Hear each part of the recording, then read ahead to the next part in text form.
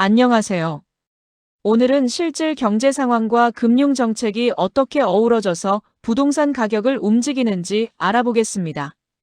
단순히 집값이 오르고 내리는 걸 넘어서 우리 주변의 경제와 정부의 금융 정책이 부동산 시장에 어떤 영향을 미치는지 함께 파헤쳐 볼까요? 2026년 4월에 작성된 내용입니다.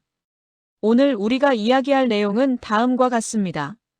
먼저 부동산 가격이 왜 복잡하게 움직이는지 알아보고 실질 경제 요인들이 무엇인지, 또 금융 정책 요인들이 어떤 역할을 하는지 살펴볼 거예요. 이 두 가지가 어떻게 서로 영향을 주는지, 그리고 실제로 외국과 한국에서는 어떤 사례들이 있었는지 분석한 뒤에 마지막으로 중요한 결론과 시사점을 말씀드리겠습니다. 부동산 가격은 단순히 집을 사고 파는 사람들의 수만큼만 결정되는 게 아닙니다. 우리 사회 전체의 큰 경제 흐름, 즉 거시경제와 정부의 돈 관련 정책, 바로 금융 정책이 아주 복잡하게 얽혀서 만들어지는 결과예요. 예를 들어, 나라 전체의 경제가 얼마나 잘 돌아가는지 나타내는 실질 경제의 기초 체력과 돈이 시장에 얼마나 풀리는지를 조절하는 금융 정책이 함께 작용하는 거죠. 과연 나라 경제가 좋아지면 집값이 오를까요? 아니면 정부가 돈을 풀면 집값이 뛸까요? 이 질문에 대한 답을 찾아보겠습니다. 부동산 가격은 크게 두 가지 관점에서 결정됩니다. 먼저 실질 경제 측면에서는 나라 전체의 생산량을 나타내는 GDP가 성장해서 사람들의 돈벌이가 늘어나면 집을 살 수 있는 힘, 즉 구매력이 좋아집니다. 또한 실업률이 낮아져서 직업이 많아지면 대출금을 갚을 능력이 생기고요. 소득과 소비가 활발해지고 인구가 늘어나고 도시가 발전하는 것도 중요합니다. 다음으로 금융 정책 측면에서는 기준금리가 오르고 내리면서 대출 이자가 달라지고 시중에 돈이 얼마나 풀리는지 나타내는 애미 유동성이 늘어나거나 줄어들면서 돈의 가치가 변합니다. 가계대출에 대한 규제가 강화되거나 풀리는 것도 중요한데요. 이런 여러 요소들이 합쳐져서 부동산의 수요와 공급이 달라지고 최종적으로 부동산 가격이 결정됩니다. 실질 GDP 성장과 부동산 가격은 아주 밀접한 관계를 맺고 있습니다.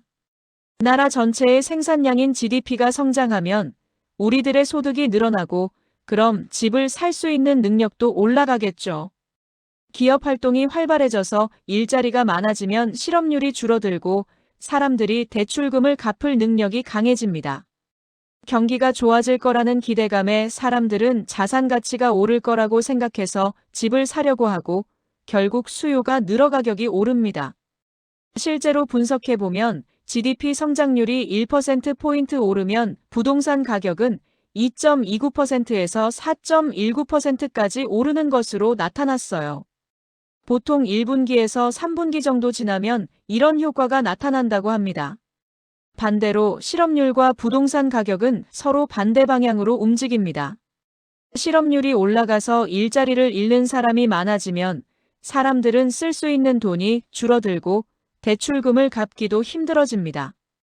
또 불안한 마음에 새로 집을 사려는 마음도 사라지겠죠.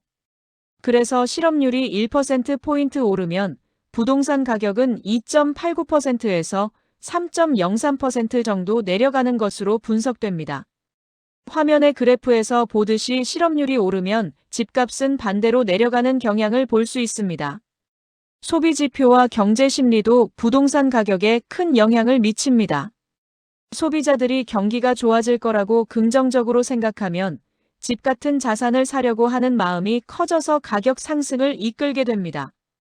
기업들도 경제 상황을 긍정적으로 보고 투자를 늘리면 상업용 건물의 수요가 늘어나고 지역 경제 전체가 활발해지죠.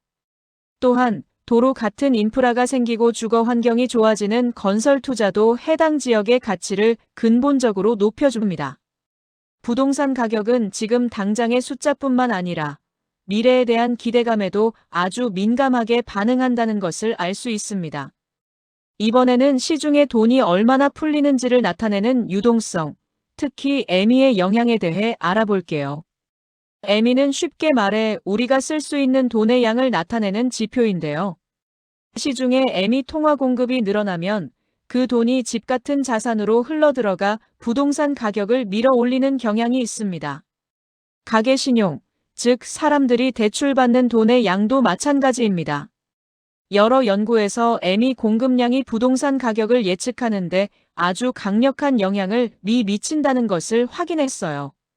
화면에서 보시다시피 매매 평균 계수가 5.11로 가계신용의 2.81보다 훨씬 높은 것을 볼 수 있습니다.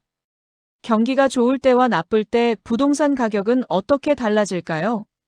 경기가 좋아지는 확장기에는 실질 GDP가 오르고 실업률은 내려갑니다.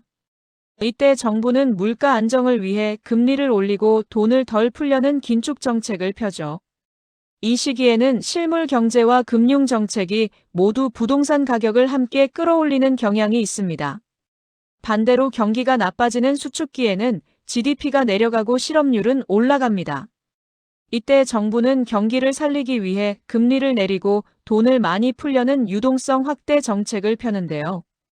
이 시기에는 실물 경제는 안 좋지만 정부가 돈을 풀기 때문에 오히려 부동산 가격이 오를 수도 있는데 이를 금융정책의 역설이라고 합니다. 이어서 금융정책의 역설에 대해 좀 더 자세히 설명해 드릴게요. 역설이라는 말처럼 경기가 안 좋을 때도 부동산 가격이 오르는 경우가 있습니다. 경기가 침체되면 GDP가 떨어지고 실업자가 늘어나겠죠. 이때 정부는 경기를 살리려고 금리를 내리고 시중에 돈을 많이 풉니다. 이렇게 풀린 돈은 기업 투자나 소비로 가지 않고 오히려 부동산 같은 안전자산으로 몰리는 현상이 발생하는데요. 이로 인해 집값이 오르는 아이러니한 상황이 생길 수 있습니다. 그러니까 실물 경제가 어려운데도 불구하고 돈이 너무 많이 풀려서 자산 거품이 생길 수 있다는 뜻입니다. 전 세계 여러 나라의 연구 결과를 통해 우리가 이야기한 내용이 실제 어떻게 나타나는지 살펴보겠습니다. 2008년 IMF 연구에서는 OECD 18개 나라를 분석했는데 GDP가 오르고 금리가 내려갈 때 집값이 오르는 것이 공통적인 현상으로 나타났습니다. 몬테네그로 연구에서도 GDP가 집값을 설명하는 가장 중요한 요인이라고 했고요. 2024년 동유럽 국가 연구에서는 실업률, 금리, GDP 순서로 집값에 큰 영향을 미친다고 밝혔습니다. 특히 2025년 서울 25개 구를 대상으로 한 연구에서는 시중에 풀린 돈 매매와 가계대출이 집값에 80% 가까이 큰 영향을 미친다는 것을 확인했습니다. 한국 시장은 다른 나라와 비교해서 좀 더 특별한 점이 있습니다. 2014년에서 2016년 사이에는 경제가 크게 성장하지 못했지만 금리를 낮추면서 서울 지역의 집값이 올랐습니다.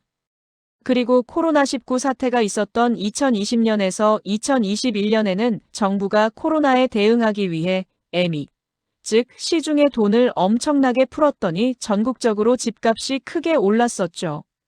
하지만 2022년에서 2023년에는 물가가 너무 많이 오르자 정부가 물가를 잡기 위해 금리를 급격히 올렸고 그 결과 집값이 조정을 받았습니다.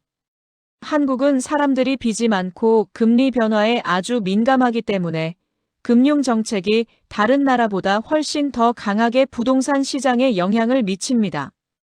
이제 오늘 이야기한 내용들을 결론 내리고 핵심만 다시 한번 요약해 보겠습니다. 우리가 오늘 알아본 내용을 바탕으로 몇 가지 중요한 시사점과 정책적인 의미를 말씀드릴게요. 투자자 입장에서는 단기적으로는 정부의 금리 정책이 어떻게 바뀔지, 시중의 돈이 얼마나 풀릴지 잘 살펴봐야 합니다. 그리고 중장기적으로는 우리나라 GDP가 얼마나 성장할 수 있을지 그 잠재력을 눈여겨봐야겠죠. 정부 당국자 입장에서는 금리를 너무 낮추고 돈을 너무 많이 푸는 정책이 단순히 경제를 살리는 것을 넘어 집값 거품을 만들지 않도록 조심해야 합니다. 그래서 경제 전체의 건강함을 유지하는 것이 아주 중요합니다.